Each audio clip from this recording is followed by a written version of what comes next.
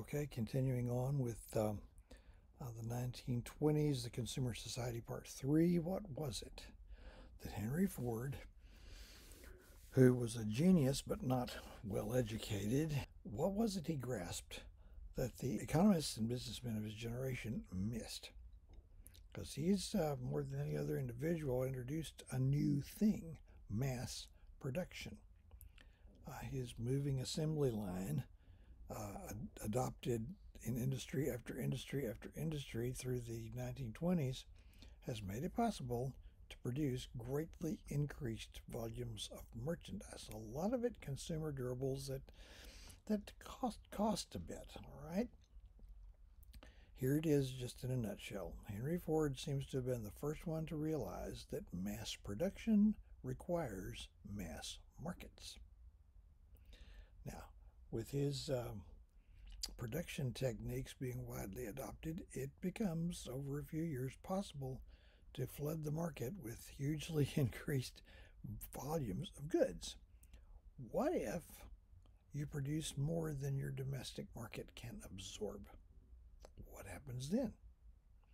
Now, Ford's way of dealing with this, and this was partly because he's just a good businessman, and partly because Henry Ford was had a religious background, and he was a moralistic and conscientious man, and figured out when he wasn't treating his workers right. Henry Ford realized that labor has to be seen as part of the market. If labor is simply a commodity to be purchased at the lowest possible price, then factory workers won't be able to afford to buy the things that are being produced in the factories where they work. And Henry Ford seems to have understood, if he's spewing out, 200,000 or 300,000 Model Ts a year, got to be somebody out there who can buy these things. And they're reliable, they last a long time, they don't wear out that quickly. So Ford did something that other industrialists thought was just absolutely Looney Tunes. From time to time, he would cut the price. Every year's Model T cost less than the last one, and he keeps raising the wage of his workers. Whether he thought of that himself or one of his people suggested it to him, we don't really know for sure. But he introduced a $5 a day wage before World War I. Now that was unimaginably high, and workers just flocked. Everybody wanted to work for Henry Ford, so he's getting the best factory workers. That put pressure on other car makers because they're forced to match the wage increases just to keep their best workers. Otherwise, they're gone, and they're working for Henry Ford. Okay, now we're coming out of a time when the turnover at Ford's factories was really high, even after he'd started paying higher wages. Because Ford, like I say, he's a moralistic man, and at one point he had like 50 detectives working in a certain department of the company whose job it was to spy on the workers to make sure they are moral enough to work for Henry Ford and to participate in a certain profit-sharing plan he had set up. And a lot of people, they loved the wage, but they just couldn't take the pressure. Also, I'll put this in here, Henry Ford would sometimes be seen just strolling around the factory, the production floor, and everybody's scared to death of him because he's out there and he's not paying you to talk. Workers on the assembly line are strictly forbidden to converse with each other. No slack time. You're not getting paid to stand around. You're getting paid to work. So workers who worked there said everybody would just look serious and busy. They wouldn't be happy. They wouldn't be sad. They're sweating bullets, but they don't show it. Their faces all look alike. It was called Fordization of the face. From time to time, he would pick a worker at random and just stand there and watch him. Stand there and watch him work. And of course, it's that you, And not every time, but sometimes he would just, out of the blue, say, "You're fired." Now, this is the best paying job you've ever had. So some workers had to be physically restrained. Some of them would just get their lunch pail and slink out.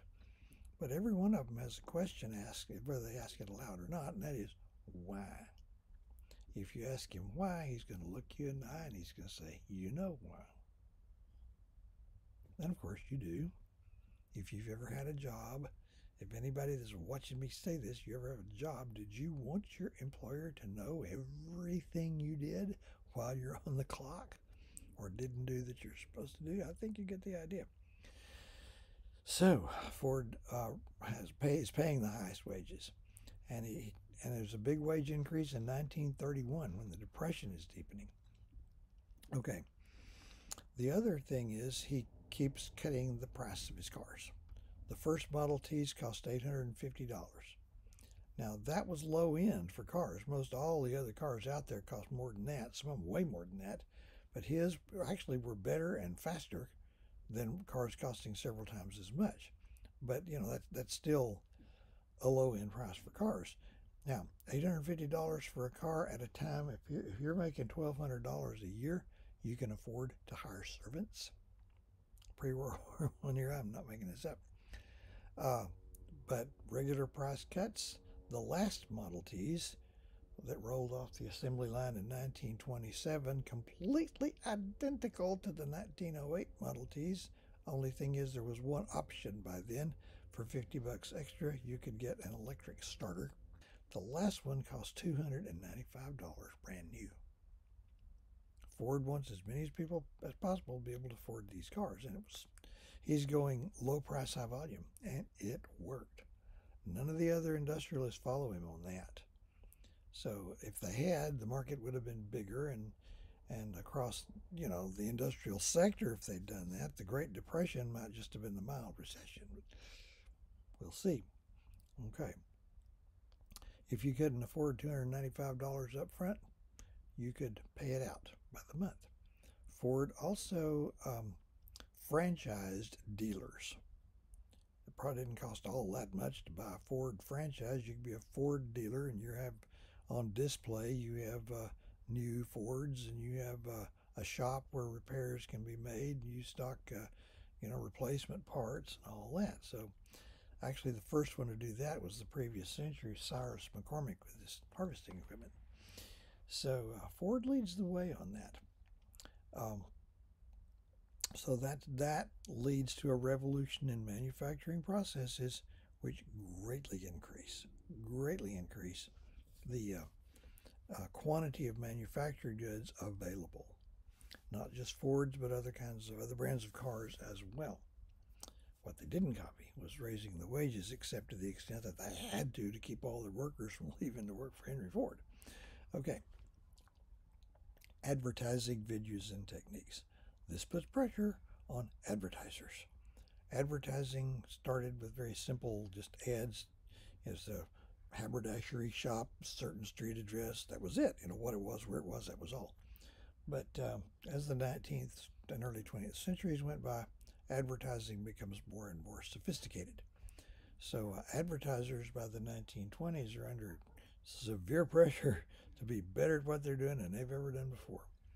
To essentially, as I said earlier, convince people that they can't live without something they never even heard of not that long ago. So advertising in the 20s, it looks slick. It almost looks modern.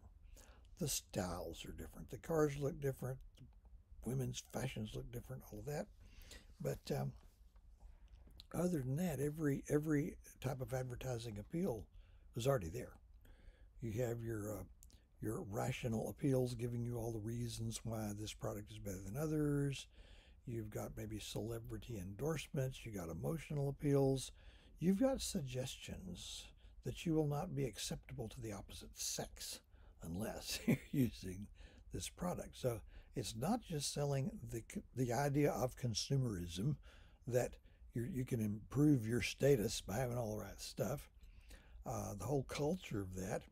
Along the way, certain products sell personal hygiene in a way that hadn't been done before. The 19th century, I think one reason the people wrapped their bodies in so many layers of clothing. You see, old photographs of people at the 4th of July parade, and the men are all wearing dark suits, and the jacket's buttoned and the tie's knotted on 4th of July. They stank. they stink. That's the way of containing the smells. Because what we take for granted as rooms in our residences devoted to the act of bathing and the fact that we feel compelled to bathe at least once a day, they're just not there yet. They don't have that facility. They don't have running water. They don't have privacy, all of that. So anyway, by the 1920s, that is changing rapidly.